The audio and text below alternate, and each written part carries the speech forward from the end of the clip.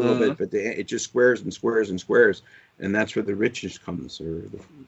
Yeah, what we did, like the live album is recorded in a digital form, but it is mastered through an analog table. So to give it the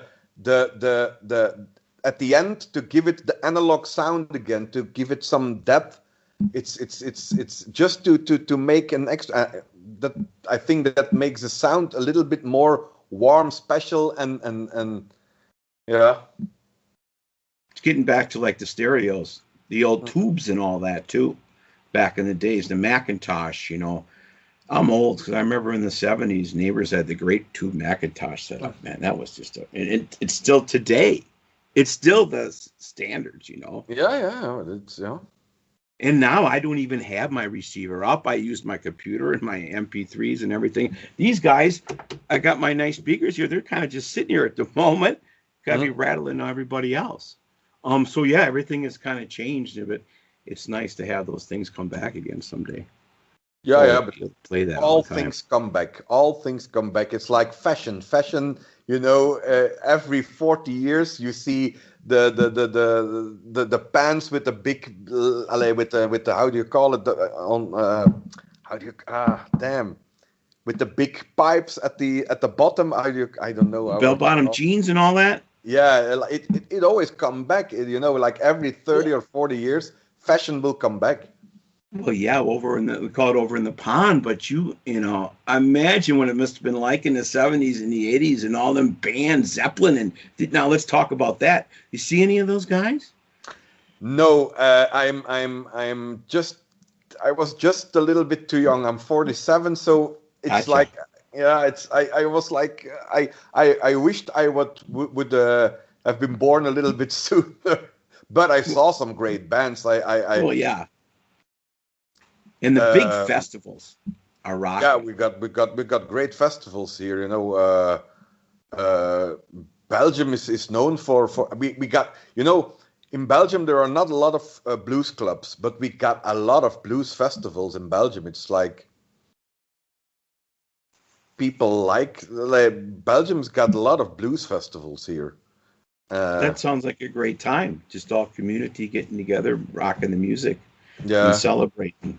Yeah, it's like 20 kilometers from where I live, and is the one of the biggest blues festivals in Belgium, and it's one of the biggest free festivals in Europe, and it's like 20 kilometers from my home, and I know those guys because we, together with the organization of that festival, they organized the evening when we recorded our live CD, so they helped us. To because we wanted just to deal with the music, playing the music and making the music and recording it, and they organized the venue and got the bar going, and they organized this for us, so we worked together to make this happen, and I asked them because they know how to organize things. It's like a festival. I think about 10,000 people come there every year, so they know what they're doing, and we work together with them. And it's in my hometown nearly. It's like 20 kilometers from home, 20 minutes drive, and I'm at the festival where I can see Walter Trout, I can see all the big blues names. So I saw John Mayall there, Walter Trout, I saw Congratulations. Speaking of that, you're on the charts, man. You are rocking the charts with all those. Yeah, it was. I didn't expect it. It was like, okay, we came in on the Roots Music Report. We came in the blues rock charts. We were number 9, and in the UK we were chosen as pick of the month in December. Yes. And we are now the charts of November came out, and we were on the 4th position. So, and in December they will play our music extensively. So next month I think we will be higher, maybe number 1 again. Like in 2018 we were number 1 also. So I hope we can be number 1 again. It's like it's a dream. It's like crazy. I never expected when I started this band. Never would expect this. Yeah, Yep. congratulations, man. That is Thank you. just great stuff again. Oh my. Thank you, Nico. The Blues Bones. Nico is my guest today on the Skype Improv. We were going to be live on my speaker, which is playing the music right now.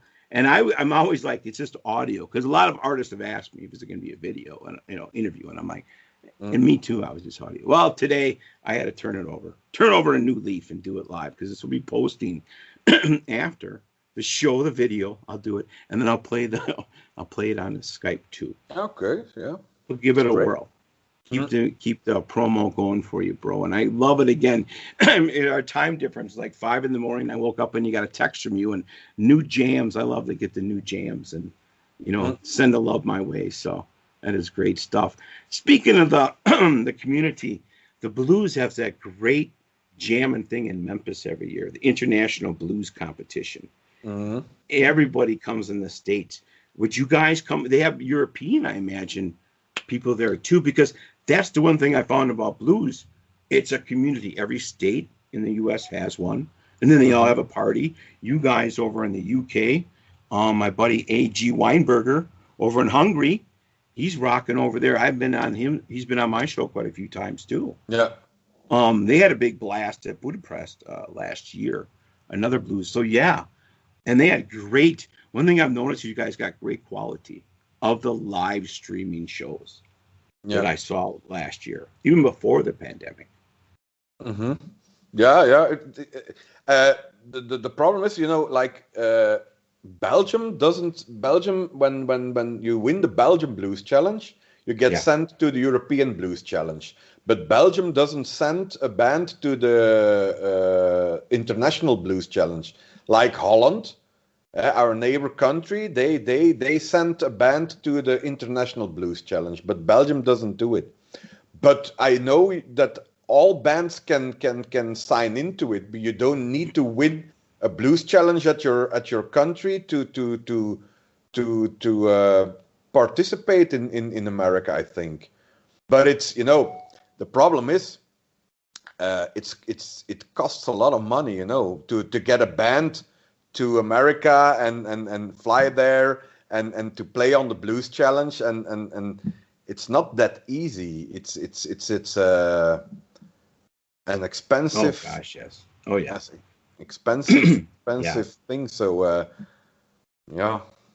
It's a lot. It's a lot. But it just sounds amazing, because that thing's like a big relay race of music. You only got so much time to set up when they play, and it's interesting. I've had Bridget Purdy Yeah. on the show, and Lawrence Lebo, and Dee Miller and all them tell me about what it's like over there, and that's Yeah. cool stuff. You But only got 20 minutes to prove yourself. So right. Yeah, mhm. that's a lot. But And funny story. A sure. story I wanted to tell you is like when we played on the European Blues Challenge. It was in Denmark. There was in the jury there was Mike Vernon. I don't know if you know him. He's a producer. He worked with David Bowie. He worked with Eric Clapton. He worked with Peter Green. He worked with Fleetwood Mac. Yeah. So and he was sitting in the jury and. He worked with, I know, my idols. He worked with Eric Clapton. He worked with like, Yeah. so after the show was finished, then we were in the backstage and we were cleaning up. And he walked by and he came up to us and it's like, and he said like, hey, I really enjoyed your music. Something happened on stage and then I gave you the maximum of points, and but I'm only one of the sixth, so we became second and not first. But he was like, and I was like, oh, thank you, sir, thank you, and I was like, I didn't know what to say because like, oh, thank you, and the only thing I could say to him, thank you, oh, thank you, and it was like, I I always will remember this, like when Mike Vernon tells me like, hey, your band is good and something is happening on stage. I was like, when he says it's good, it must be good, Must be good. Yeah. So And that's congratulations. And the neat thing is that's what you do now for other people. yeah, The other no, thank artists you. coming up the blues are watching you, and it's weird how that feels in life for Eric Clapton and all them to pass that on. And Mm, again, back to what we were talking about before, the spiritual part, God living in music or just the sounds of music. The string vibration theory, I used to always say, in life string theory, they talk about everything's a vibration. Whether it is, and it hits you somewhere in your heart and your being and all that, and communicating with you. So, and I think you guys are booked, aren't you? I was looking at your stuff. Don't you supposedly have stuff coming up, or is that last year's? I was looking at your charts. No, we have things coming up, but we don't know if they will happen, because we have normally our first show now is at January the 3rd of January, and it is in Holland, but the show was sold out, but they now are restricted, so they only can allow 30 people in the room, and they sold much more tickets, so I don't think they will that it will go on, because if they only can allow 30 people inside the room, they can only allow 30 people inside the room, and you can't serve drinks. Then you can't pay the bills, and you don't play to 30 people in it, and that's not what the feel of it. And nowadays it's almost like, again, the other end of the COVID is the safety. If somebody gets sick, of course, but that's priceless. That's not, Yeah, of course. But I'm very cautious about it, because I have two parents who are in their 70s, so I don't want to infect them, because I'm the only one who comes in their house to help them a little bit, so I don't want to infect them. But I guess I think not much will happen in live music before April or May, when the weather gets better and you can get gigs outside again. I think when gigs can be played outside again, then things will happen. But I think before spring is in LA, spring is here, I don't think a lot will happen because it's too dangerous inside. Yeah, you're right. Coming, into the winter time in our hemisphere. Now, my brother, he's in South America, so he's rolling into the summer now down there, and he's in Santiago, Chile. Obolo chocolate, OBOLO, everybody. Obolo chocolate from my brother from the States here in the Milwaukee area. Yeah, he's been down in South America for like 20 years. It's his nature conservancy hat I got on here for the show. So, that's what brought him down that way. Besides a lady, you know how that always goes in life. But they're changing the seasons. But they've been in lockdown like you for months and months and months. Mm-hmm. And to see him at the park and, to be able to get out a little bit now changes up a little bit when it gets warmer. Because as we get into our wintertime, it's, very scary stuff going. But what a great picture, though, you're painting of the future. Like when COVID came in Europe, it was March, so we had the summer, so it was not that hard because people could still go outside and but now it's winter time and everything has to be inside, and now it's very hard for everybody because now they realize like Christmas and New Year. In Belgium, it's not allowed. It's allowed to invite one person in your home, and 4 persons in your garden. So that is Christmas and New Year for you in Belgium.